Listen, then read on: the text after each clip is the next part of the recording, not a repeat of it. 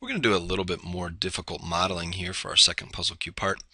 You'll notice that this puzzle cube is made out of 5 cubes again, and the part has an overall width of 2.25 inches, overall depth of 1.5 inches, and overall height here of 1.5 inches as well. To make this part, I'm going to go ahead and think of it in the least number of extrusions. So I'm going to look at the back view here. I'm going to look and see this L shape. I'm going to draw that in my XY plane. I'm going to extrude it forward, and then after I extrude it forward, I'm going to go ahead and I'm going to add this cube on the front. So let's go to our part file, which is an IPT. I'm going to create a 2D sketch, and I'm going to use the right mouse button. You'll notice that when you're not sure what to do, if you do the right mouse button, oftentimes it has your features that you'd like. So I'll do a new sketch.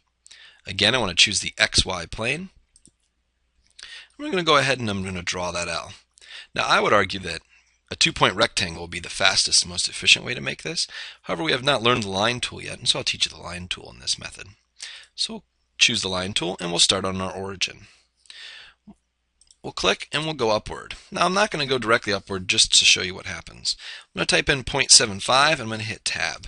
Now you'll notice that I have a 0.75 inch line, and if you've taken geometry, it's kind of like a construction. I can choose anywhere on this circle with a radius of 0.75 inches. I obviously want 90 degrees.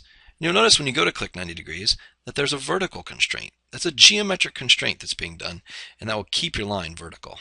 I click.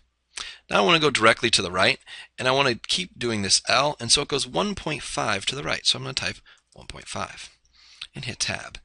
Now again, you notice that you have your line can make anywhere on the 1.5 distance for that circle. So I want it to be 90 degrees, and when I am at 90 degrees, you'll notice that there are geometric constraints telling me that this is perpendicular to the line I just drew. That's good. Zoom out a little, drag to the corner, and I want to go another 0.75 inches up. 0.75, hit tab, and wait until I go vertical. When I get the vertical or parallel constraint here, I continue, so on and so forth, until you've closed your figure using a succession of 90-degree angles, and coming back down to the axis here, and then closing my L shape. Now I can go to an isometric view to see that L shape more clearly. I can hit E for extrude. When I extrude it, I know that I want to go 0.75 inches, but what I'm going to do is make a mistake and make it go 1 inch instead forward. The reason I'm doing this is to show you how you can edit errors later on. So I'm going to do a 1-inch extrusion. Now if we go back to our blue part, you'll notice that I have this L on the back done, and I need to add this cube to the front. To add the cube to the front, I need to have an open profile. I have no open sketches or no open profiles, so I'll right-click on this face and draw a new sketch. Now the square that I need to draw needs to come from this point or this bottom point, either would work. So I'll go here and I have a width of 0.75 inches, tab, and then for the height, instead of typing in 0.75, I'll simply make it coincident on this line, another geometric constraint. I'll go to an ISO view and I'll hit E for extrude. I could select either this L shape or this square. Of course I want to select this square. I want to do a join extrusion as well. You'll notice in the browser, in the Windows, in the feature box, it's join is the default. I do not want to cut like I did in the last one, but I want to join. I want to make this 0.75 inches.